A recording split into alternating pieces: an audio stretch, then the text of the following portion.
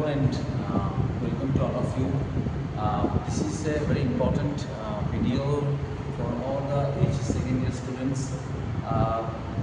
business studies, and this actually video बनाने के लिए जो इनपुट मैंने दिया है वो है ये कि there will be a sequence of videos. हम लोग इसको एक प्लेलिस्ट बनाएंगे और वो प्लेलिस्ट इस यूट्यूब चैनल में अपलोड किया जाएगा। तो ये प्लेलिस्ट को आप लोग जब गॉन थ्रू करेंगे तो आप लोग को business studies H S second year का जितना भी यूनिट्स है एक ही साथ एक कंपाइल्ड सेक्शंस में मिल जाएगा, दैट जो आप लोग को बहुत हेल्प करेगा, सो दैट आप लोग को दूसरा कहीं पे जाने का ज़रूरत नहीं है। आप लोग एक ही साथ एक ही जगह में ईच एंड एवरी यूनिट का एक्सप्लेनेशन मिल जाएगा। सो ये मेरा फर्स्ट क्लास है जो डेडिकेटेड है for students of H S second year जो सोच रहा है कि अच्छा स्कोर करेगा बिजनेस स्टडीज़ में। So this video is very much helpful for all. आज जो यूनिट मैं डिस्कस करूँगा वो बिजनेस स्टडीज़ का कि जो आप लोग का सिलेबस है उसका पार्ट ए का यूनिट नंबर 1। तो हम लोग का यूनिट नंबर 1 जो है वो है nature and significance of management. Nature and significance of management. Okay, तो nature and significance of management.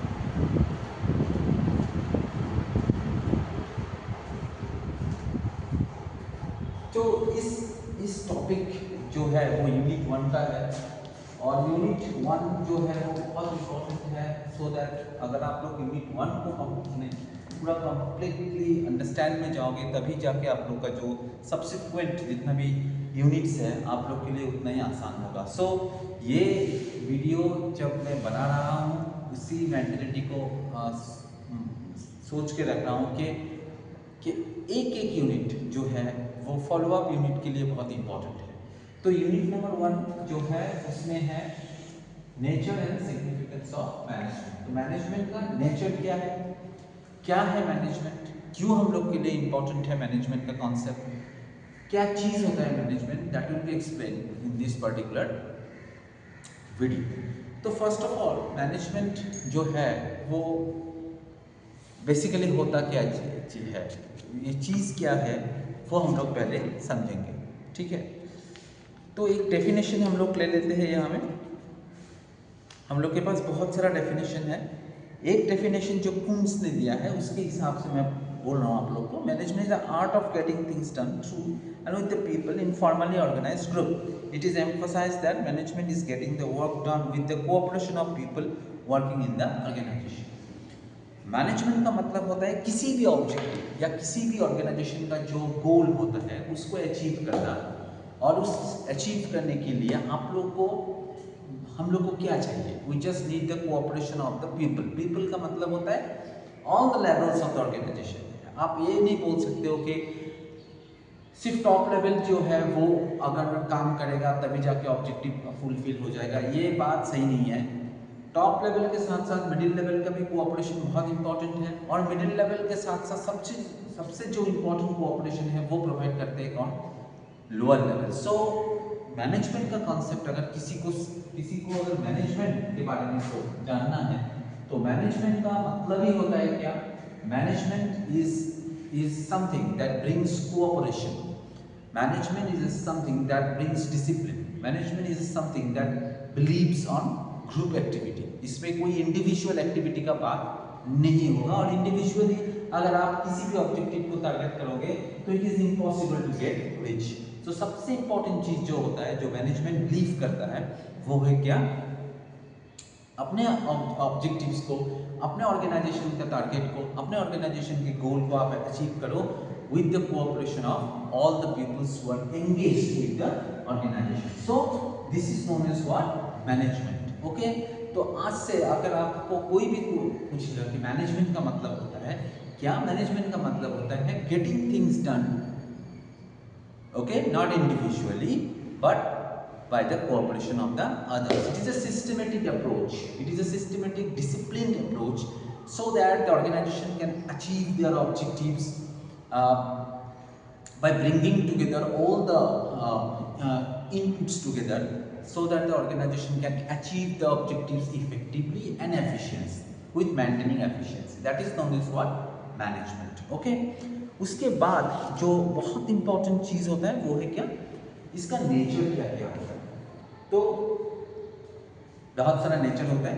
तो इस वीडियो में मैं आप लोगों को बेसिकली 5 जो इम्पोर्टेंट जो होता है नेचर वो डिस्कस करूँगा। फर्स्ट है क्या, फर्स्ट जो यहाँ पे नेचर मेंशन किया गया है वो है क्या, it is a group activity. Management is always believes on what, group activity. Management कभी भी ये नहीं सोचता है कि हम लोग इंडिविजुअली चलेंगे, इंडिविजुअली किसी ऑर्गेनाइजेशन का ऑब्जेक्टिव पे अचीव करेंगे, ये बात सही नहीं है। Management is always believes on one concept that is known as what, group activity. Number 2, management is goal oriented. बहुत इंपॉर्टेंट है, goal oriented. Management is what, goal oriented. एक पर्टिकुलर गोल, एक पर्टिकुलर ऑब्जेक्टिव, एक particular target को लेकर organisation में management का functions होता है। Management is basically target oriented है। ऐसा नहीं है कि मैनेजमेंट कोई भी टारगेट नहीं है, जस्ट काम कर रहा है, no, not like that. Management is always believe on the fact that we need to work for a particular goal, for achieving one particular goal. So that is known as what, goal orientation or goal oriented. Number 3, management का और एक important चीज है क्या, universal applicability. Universal in nature. Universal in nature का मतलब होता है management principles are applicable for all types of organisation. You just हम लोग सोचते हैं कि किसी भी ऑर्गेनाइजेशन का साइज को लेके मैनेजमेंट का मैटर नहीं करता है, टाइप ऑफ बिजनेस को लेके मैटर नहीं करता है। कोई भी ऑर्गेनाइजेशन हो, कोई भी बिजनेस आप कर रहे हो, ये सोल प्रोप्राइटरशिप बिजनेस हो या पार्टनरशिप बिजनेस हो, किसी भी छोटा बिजनेस हो या बड़ा बिजनेस हो, management is very much workful for all forms of organization. ये हो गया आपका यूनिवर्सल इन नेचर। आप इसको स्क्रीनशॉट मार के रख सकते हो। Group activity, goal orientation and then what, universal in nature.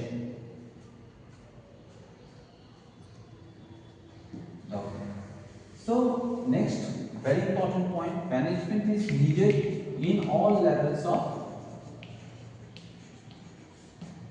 the organization। all levels बोल सकते हैं, in all levels का मतलब होता है जो डिफरेंट लेवल्स होते हैं ऑर्गेनाइजेशन में। काम करने के लिए एक ऑर्गेनाइजेशन का डिफरेंट लेवल्स होता है, टॉप लेवल होता है, मिडिल लेवल होता है, लोअर लेवल होता है, ठीक है ना। तो हर एक लेवल में हम लोग को मैनेजमेंट चाहिए, डिसिप्लिन चाहिए, ग्रुप एक्टिविटी चाहिए, गोल ओरिएंटेशन चाहिए। किसी भी ऑर्गेनाइजेशन में ऐसा नहीं होना चाहिए कि मैनेजमेंट का प्रिंसिपल जो है वो बिलीव करता है एक पर्टिकुलर लेवल के लिए और दूसरा जो लेवल है उसका उतना इंपॉर्टेंस नहीं है। ये बात सही नहीं है। Management is required in all levels of organisation. This is point number 4। Okay, clear, fine, very good. अभी देखो हम लोग नेक्स्ट जो पॉइंट सीखेंगे उसको हम लोग लिखेंगे यहाँ में, management is a dynamic function. It is a dynamic function, okay, it's not a static in nature. It is perform continuously. ऐसा नहीं होता है कि मैनेजमेंट का जो काम है वो एक लेवल तक जाके खत्म हो जाता है। It is always you can say the management principles, management का जो ऑब्जेक्टिव्स है, मैनेजमेंट का जो फंक्शंस है वो कंटिन्यूअस इन नेचर होता है। किसी भी ऑर्गेनाइजेशन में मैनेजमेंट का जो एक्टिविटी है कोई एक लेवल तक समाप्त नहीं होता है, वो कंटिन्यूअसली अपने आप में चलता रहता है और एडजस्टेबल भी है। तो सिचुएशन के ऊपर में डिपेंड करके you can modify the way of management approach. Okay, so जो मैनेजमेंट का स्टाइल ऑफ अप्रोच है that can be what modifiable as per the demand of the situation. So that's why the management is always known as what? Dynamic in nature. So that's why this point number 5 is given here. So we have just discussed here only 5 points. There are many other points are there, but for your exam perspective अगर आप देखोगे इस question के लिए मोटा मोटी 5 marks is enough, और 5 marks के ऊपर में आने का चांस बहुत कम होता है as per the previous year questions are concern. So इसमें जो 5 पॉइंट मैंने डिस्कस किया है, number 1 it is a group activity, number 2 is a goal oriented activity, number 3 is a universal in character, number 4 it's a dynamic in nature, and it is needed in all levels of organization. So these are the 5 important points which justify the importance of, or you can say the nature of management principles. Okay, so now we are going to discuss the another important question out of this unit is the objective of the management. So what are the objectives of the management? Okay, objective of management. Now what are the objectives of management? Is the organizational objective, organisation के लिए काम करता है. Organisation का जो theme होता है, organisation का जो प्रिंसिपल होता है उसके लिए काम करता है. ओके, एक ऑर्गेनाइजेशन का क्या है, why the organisation is exist, what is the target of the organisation. Management is basically work for that only. So that's why management जो होता है basically works for the fulfillment of the organization's objective. Next is what? Social objective.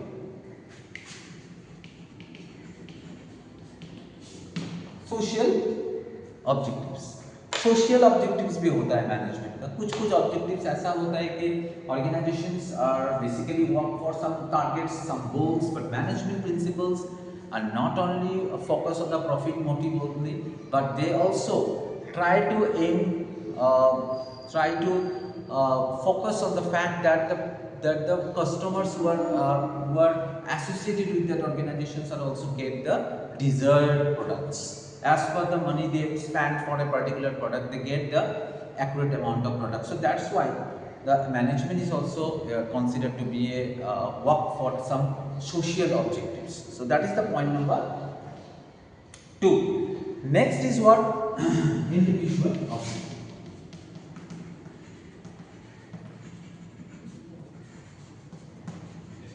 Okay, so individual objective का मतलब क्या होता है? एक organisation में बहुत सारा वर्कर्स एसोसिएट होता है, वेरियस लेवल्स में वेरियस रिस्पॉन्सिबिलिटीज लेके ऑर्गेनाइजेशंस में एम्प्लॉय काम करता है. किसको कितना वेतन देना है, उसको कितना पेमेंट करना है, कितना वेजेस देना है, कितना सैलरी देना है, उसको भी बहुत इंपॉर्टेंस देना पड़ेगा. क्योंकि देखो सबसे इंपॉर्टेंट चीज़ है कि आपका एम्प्लॉय ऑर्गेनाइजेशन पे, क्योंकि वही एम्प्लॉय जो है एक ऑर्गेनाइजेशन को एक लेवल से दूसरा लेवल तक ले जा सकता है.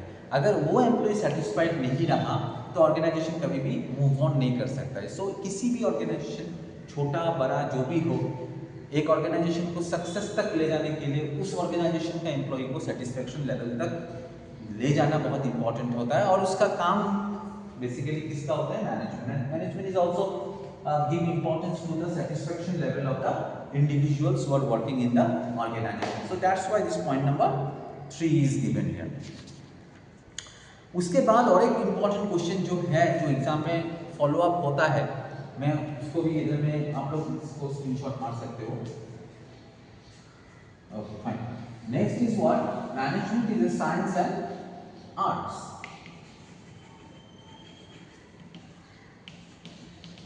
Science or art.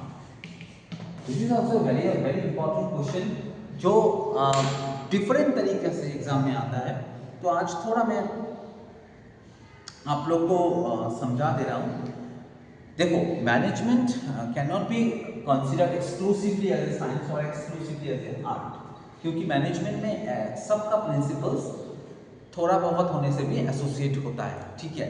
So management आप उसको आर्ट्स भी पकड़ सकते हो, और साथ ही साथ उसको management can be considered as a social science और साइंस। सो सर आप कैसे इसको साइंस प्रूफ कर सकते हो? देयर आर सम पॉइंट्स यार, मैं उसको यहाँ मैं नहीं लिख रहा हूँ, मैं जस्ट बोल दे रहा हूँ। इसका PDF आप लोग को डिस्क्रिप्शन में मिल जाएगा, लेकिन मैं बोल दे रहा हूँ। देखो इसका एक कैरेक्टरिस्टिक्स है, management is systematic body of knowledge. हम लोग जानते हैं कि किसी भी स्टडी को, किसी भी knowledge,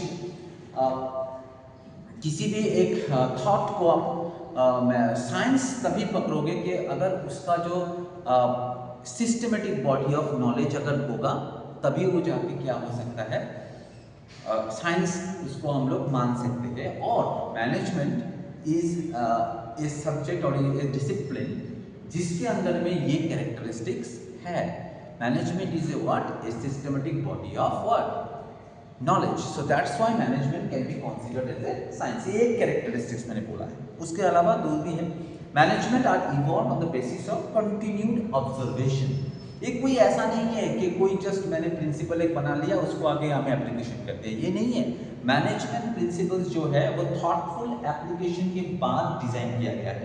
peoples are devote their times before fragmented those principles. Okay, so it is not like that कि मैंने कुछ सोचा, मैंने जस्ट थॉट किया, मेरे को अच्छा लगा तो मैंने कोई प्रिंसिपल डिजाइन कर दिया। It's not like that. Management principles are designed with proper observation, proper investigation and proper thoughtfulness. So that's why management can be sometimes considered as a science. उसके बाद it has universal application. एक science का जो principal है उसका जो भी science का जो प्रिंसिपल या लॉजिक होता है, we can apply those logic in everywhere. किसी भी एक सेगमेंट, किसी भी एक ऑर्गेनाइजेशन के लिए वो लिमिटेड नहीं होता है। Similarly management principles can be applied in different organization, different size of the organization. So that's why management principles has its universal application. Okay, उसके बाद सबसे इंपॉर्टेंट कैरेक्टरिस्टिक्स जो साइंस का होता है वो है क्या, कॉज एंड इफेक्ट। क्यों और कैसे, ठीक है।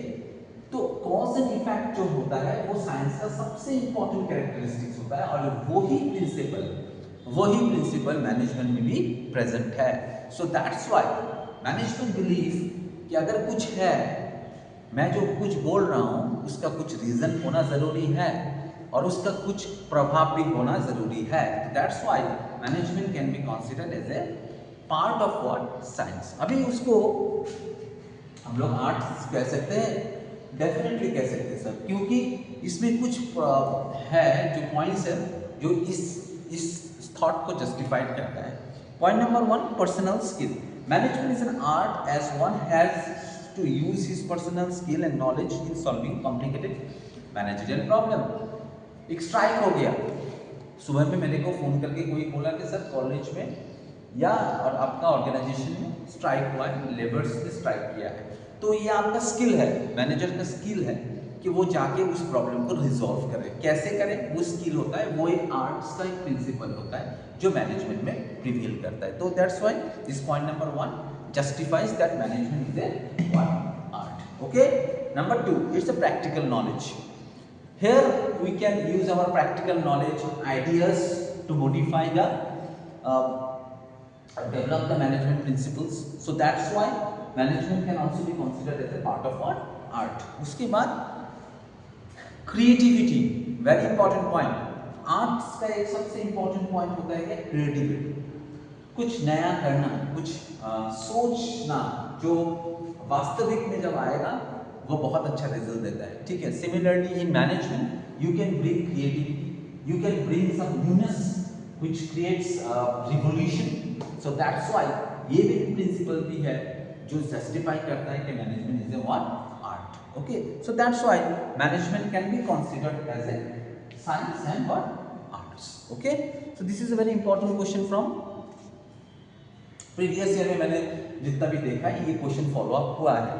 सो इसके बाद इंपॉर्टेंस है लेवल्स, बहुत इंपॉर्टेंट होता है इस यूनिट से, levels of management.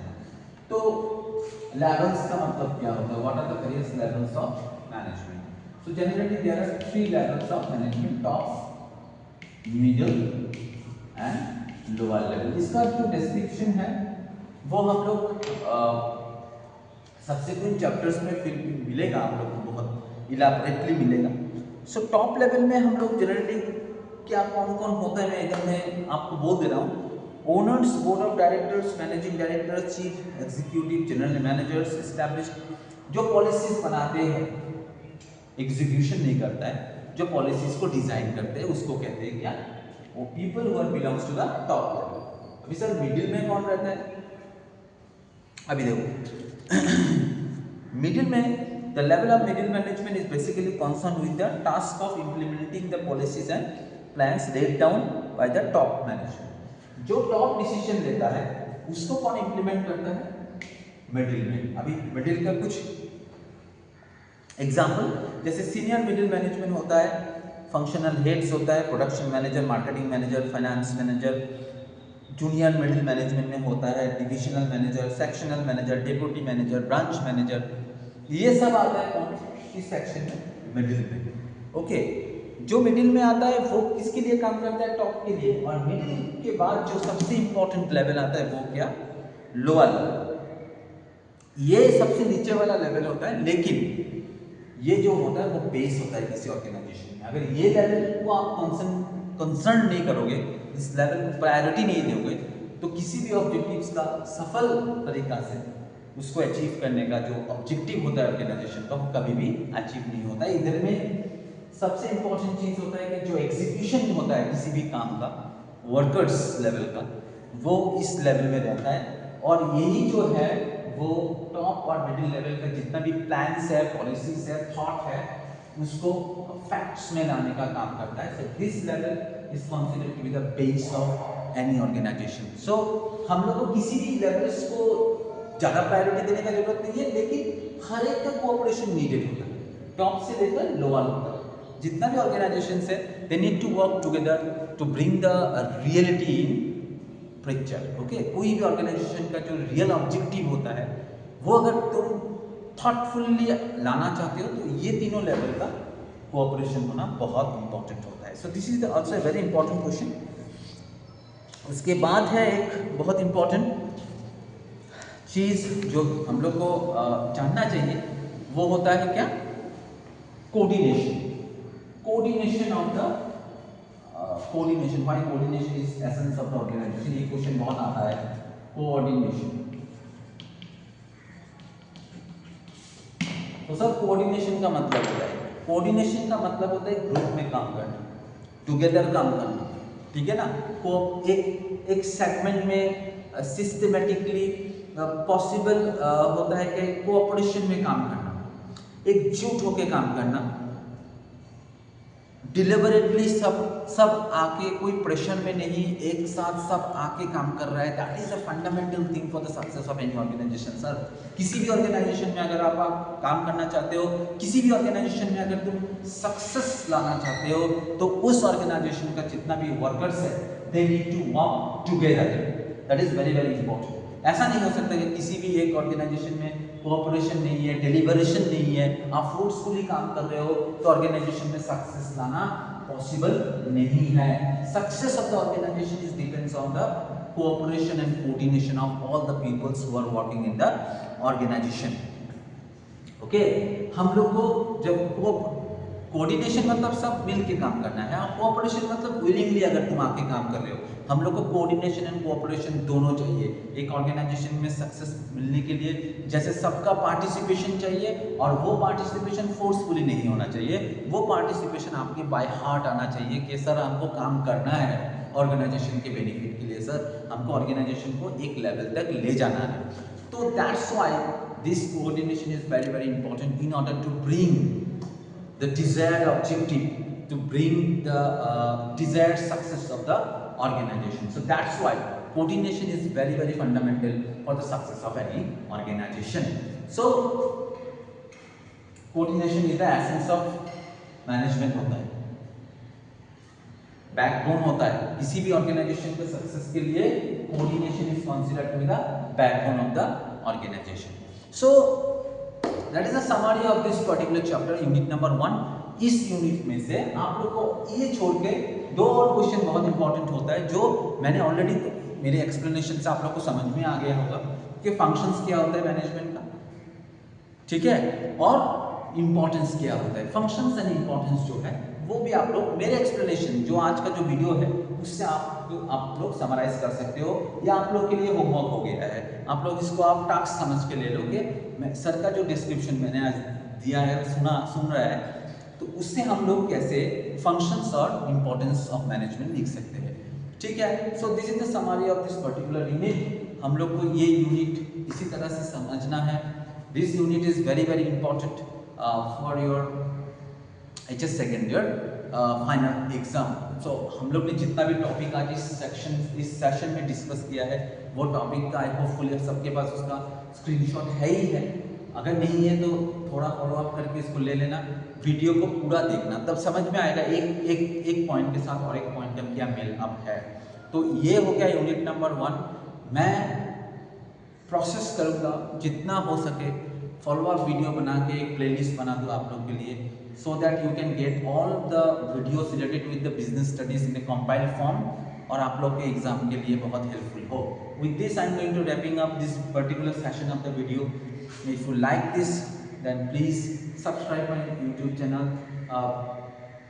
Simplified with Subrata Simplified, and be with me, and कोई भी अगर क्वेरीज हो आपके इनबॉक्स में आप मेरे साथ आप शेयर कर सकते हो। I am going to try to solve those queries as early as possible, and hopefully